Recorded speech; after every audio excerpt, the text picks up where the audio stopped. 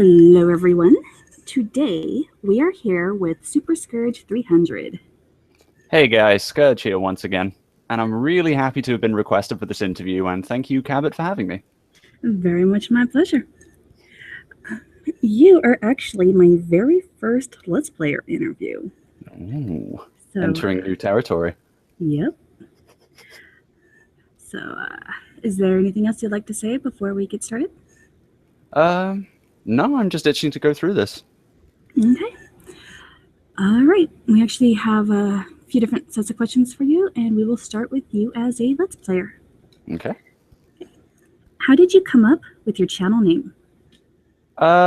This has been asked by a couple different people. To start, because there's two components to my channel name. There's the Super Scourge bit, and then there's the 300 at the end.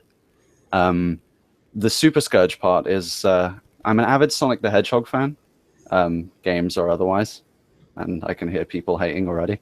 But I read the Archie comics, the Sonic the Hedgehog Archie comics, and there is a character in said comics who is known as Scourge the Hedgehog.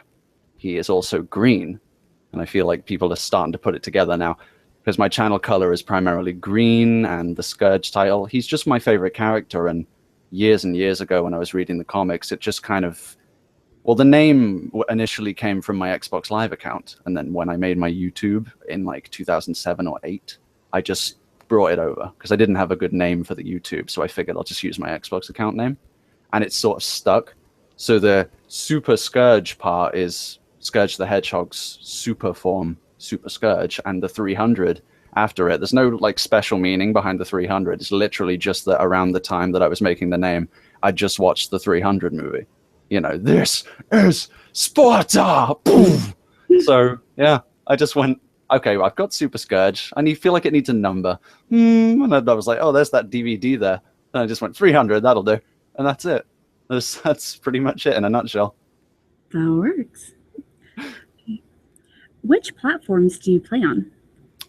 When I'm playing casually, just me with friends or just me on my own, I go from things like, I wouldn't say classic era, but I'd say transition era, things like PlayStation 1 or PS2 or GameCube and things.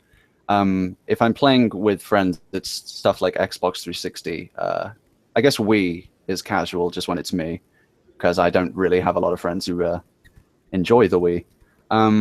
But Xbox 360 because of its online features. But in terms of my channel and what I do for my channel, I'm a PC gamer. I don't want to say I'm a PC gamer. I don't want to be like, oh, master race, because I think those people are really pretentious, because all consoles are great, all forms of gaming are great. But if I was to say, you know, as a whole, what I do for my channel now, it would be PC standalone. But I am working on getting next gen, you know, PS4 and Xbox One. But, you know, money is a thing. So. All right. Next question is, what genres do you prefer to play?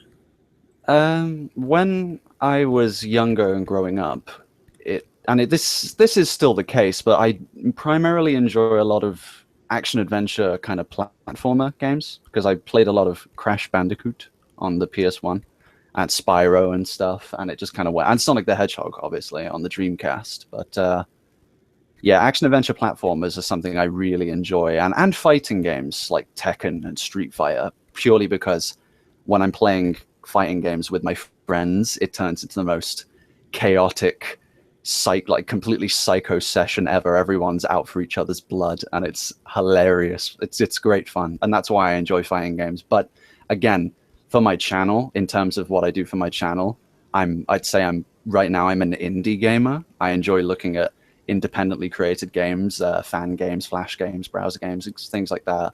I look on sites like Game Jolt or Newgrounds and other things, and that's purely because indie is a free range.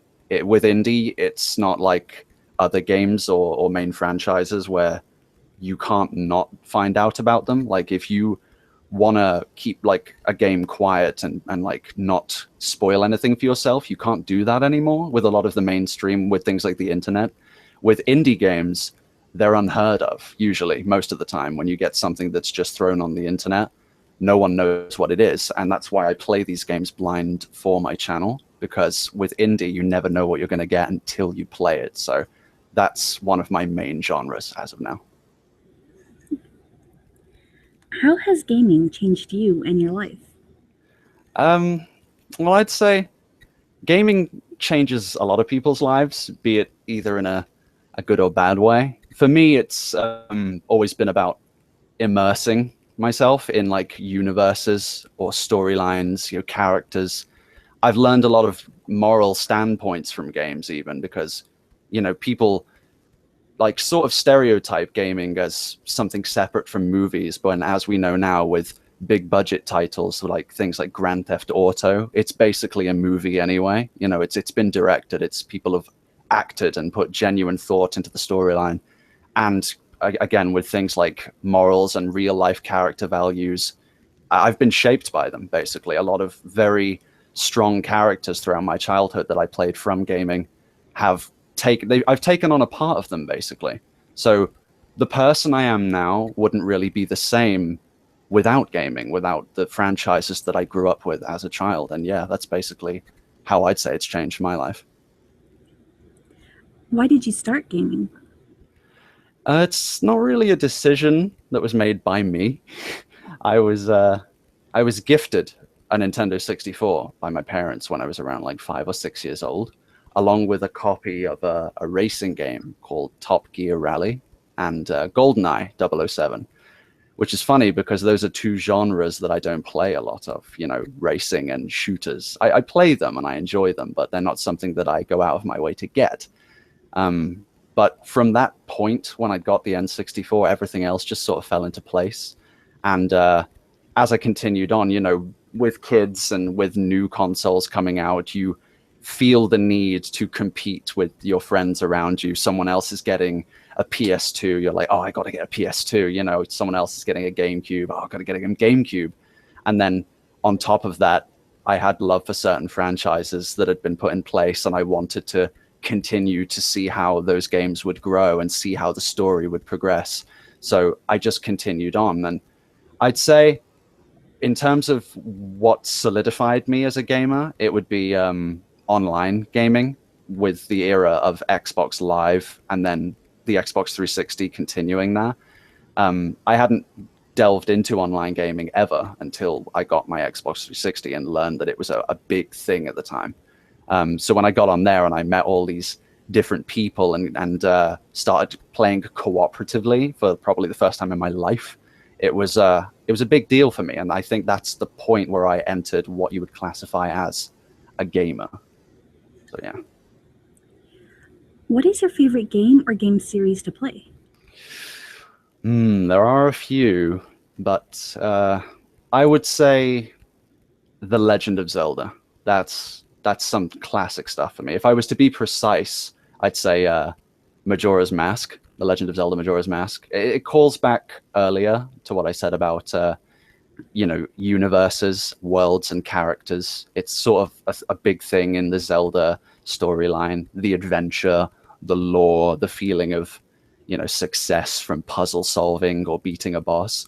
This is like for me as a kid, there was this feeling of great triumph and heroism behind playing The Legend of Zelda. And obviously Link, the character, you got Zelda, you got Ganon. It's a famous game. Even people who've never even played The Legend of Zelda recognize the assets and characters that have been put in place by it. And Zelda has definitely games like A Link to the Past, Ocarina of Time. Everyone can say without a doubt they are what shaped gaming as it entered like basically the 21st century. So if I was to say favorite game series, it would definitely be The Legend of Zelda because I enjoy every single Zelda game. So yeah. Who is your favorite character to play as? In The Legend of Zelda? Just in general. Well, I'd say if I was to go to say favorite characters, I would branch away from The Legend of Zelda and I would go into something else, like for example, Sonic the Hedgehog and things. And if I was playing cooperative Sonic the Hedgehog, like Sonic Adventure 2 or something, I'd say it would be Shadow the Hedgehog, definitely. And I don't want to sound edgy by saying that, but when I was a kid, I was mesmerized by characters who are mysterious and have a dark side to them and things. So when I was playing a game like Sonic the Hedgehog, which is quite colorful, be it a great and immersive game to play, when a character like Shadow came along and completely shattered all of what I knew, it was a big deal, and I just fell in love with the character, and I still have to this day, even though they're kind of pushing him out of the series now. So yeah. What was your favorite project to do or to be part of? That would probably be for those who follow me and what I do on my channel. That would be a Grand Theft Auto: The Zombie Attack series. It's a machinima I voice in, and I've also helped write a lot of the story for as well. I've been doing it since I'd say around 2011 through to 2012. It's been a good couple of years, and we've had several series. It was quite a big deal at the time because not a lot of people had successfully made like full series out of the zombie theme in Grand Theft Auto. We started in GTA 4, and now we've moved on to GTA 5, and I've continued voicing some of the main characters, pivotal characters in the series. And it's through this, as a project, as a collaborative effort, that I've met a lot of, really amazing, talented people like Guitar Game Guy and such. He's someone I collaborate a lot with on my channel, like quite a bit. And I have a huge amount of respect for the guy. He actually came down and met me just recently because he lives up in Texas. And we've known each other for years now. He's basically like, the brother I never had. So having him come down and actually meet me in person was a great thing. And that's probably why it's my favorite project, because it helped me meet people who are a big part of my life now, people who I'd never even met in person, who I felt like I could connect with. And it helped me gain a lot more confidence in my voice acting abilities, because before I'd never done anything like that. And it also helped connect a lot of my friend groups, because I had friends outside of the Zombie Attack series who had never met the people who I worked with in the series. And it allowed me to group everyone together and say, you get here, help me on this. I need an extra voice actor. I need you. Come on. We all got together, and it felt like a family, honestly. So and it still does, because it's still progressively moving along. So that's definitely my favorite project I've worked on. What games do you plan on doing in the future? Well, I can't really say, due to the fact that whatever indie titles are currently trending, I'll play them. If they're good and they're not like completely terrible, or a troll game. In terms of mainstream titles, I can say that me and a couple of other YouTubers who I collaborate with, such as Blue Inferno 95 and Super Shadow 2099, are currently planning a Halloween themed Scourge plays, where we're going to supposedly play Soma. For those who know what it is, a horror title made by the creators of Amnesia. We're going to be playing that, supposedly. We're all chipping in to get the game, which should be a lot of fun, because we'll be doing it in a group. So when someone screams, someone else is going to scream because the first guy screamed. So it's going to be pretty good. I also plan on doing a lot more collaborations as well on my channel. I can safely say that I have at least 4 different other gaming related YouTubers who are currently waiting to get in contact with me to do collaborations. I like to stick with people within my subscriber range, or even just above or below. Honestly, subscribers means nothing to me. So like, what I love to do is branch out, and do a lot more collaborations with YouTubers who match the kind of content that I deliver. So in terms of upcoming games, that's a question that'll have to be answered in the future, I'm afraid. Well, that is it for the questions for you as a Let's Player. The next set of questions are for you as a narrator / voice actor. Okay. Why did you start narrating?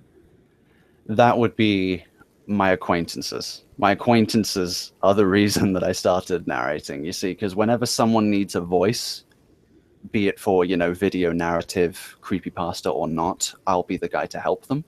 I wouldn't say that my voice is perfect. I've just always been in the habit of, if someone needs an extra or just needs a voice in general, I find it a lot of fun. to help out with narrative related things, and it's kind of progressed from there. So to say why did I start narrating, it wasn't really my choice again. It just kind of happened because I like to help people out if they really need me. So that pretty much answers that question. What is the funnest part of doing collaborations? I'd like to say it's meeting new and interesting people, but honestly, it's in the nicest way possible, and not to sound self-serving. It's primarily because I want to get my name out there. One of the primary reasons I collaborate is because I'm trying to branch out and diversify myself as a YouTuber. So when I do a lot of filming with other YouTubers or any kind of collaborations, be it voice work or not, or a Let's Play, when the end result comes along and I get to see my, my work in the video and my name in someone else's video entirely, it feels like I'm moving forward. So that's one of the most fun parts of doing collaborations. Why haven't you started your own narration channel? Honestly, because, well, I just don't think I'm good enough for it. It's not my area, if you will. And I still think I lack a lot of experience as a voice actor. I feel like I have a long way to go. So that's why I haven't started a narration channel, pretty much. That's really the only answer I can give, I'm afraid. Do you think you ever will create your own narration channel? I mean, it's not a matter of, will I ever or do I plan on? It's more so a matter of if the need arises. My greatest call to glory in terms of my voicing is that I've worked on video games. I actually did a voice recently for a Steam title by the name of Immortal Empire. I was voicing a villain in the game. And that's a big deal for me, but I still feel, like I said, I have a long way to go. And if one day there comes a time where there's this great uproar and demand for my vocal range, be it whether in creepypasta or otherwise, then that's when I'll consider it. So yeah. Which creepypasta has made an impact on your life? I can answer that one easily, and it relates to what I said before. For those who know it, that would be Ben Drowned. It's very stereotypical, I know, but like I said earlier, one of my favorite game series is The Legend of Zelda. And at the time I discovered Ben Drowned, I didn't actually know what creepypasta was, or rather, maybe it hadn't even taken root as a thing yet. But when I discovered the videos, the what is it, the Diary of Jeduceable, and I watched those really freaky videos of Majora's Mask glitching out with the Song of Healing played in reverse. It's one of those things where it takes your childhood and just shreds it to pieces and just warps it in a way that you should never have seen. And it got to a point where I couldn't hear the Song of Healing reversed. Like one of my friends called me and played it down the phone, and I hung up the phone straight away. It impacted me so much because Majora's Mask was already a terrifying or at least unsettling Zelda game. But to insert themes of, spirits of dead children into it and, possession and things, that's just not something I want paired with my Zelda. So in terms of an impact on my life, Ben Drowned all the way. And we are actually on the last question for you. Okay. What is a fun fact about yourself? Okay, well, I suppose, well, I'll talk about them, like, this kind of relates to my channel and like the whole, what you're seeing now, the icon, the aviators, the cigarette and things. It's kind of, in terms of a fact, I want to talk about like my persona. You see, people who I know, like in my friend circle or even on YouTube, people I don't even know in person, tend to classify me as, quote, a badass. And I really don't appreciate that term because I don't consider myself one. It's a facade, honestly. It's something that kind of grew over time. Through time I spent in college and such. When I was in college, I, came in a few days wearing aviators and stood outside leaning against a wall smoking a cigarette or something, and everyone immediately goes, "Oh, look at Callan, he looks really cool." And I'm like, "No, I don't. I just want to be left alone." And it kind of got to a point where people couldn't see me without these items, without these things that make me me, without the sweeping hair and the aviators and the cigarette. So I don't really like people saying that I'm cool. That's probably the fun fact about myself. I don't like it when people say that I'm cool because I don't consider myself cool. I just have a persona that is my own. And if someone else decides to think that's cool, fine. I think a lot of people I know are cool. People I won't mention. I don't want to inflate their ego like they've inflated mine. But yeah, that's pretty much my fun fact. Is there anything else you'd like to say before we wrap this up? Well, I'd like to say check out my channel, but that would sound really megalomaniacal. No, I'd just like to say, thank you to the person who recommended me for this interview. You know who you are. And I've had a lot of fun. It's been great talking about all these different interesting topics. And yeah, Cabot, once again, thank you for having me. Very much my pleasure, and I will go ahead and say it for you. For anybody who has not already checked out his channel, check the description below for several different links, and go subscribe and comment and like and show all sorts of love and support.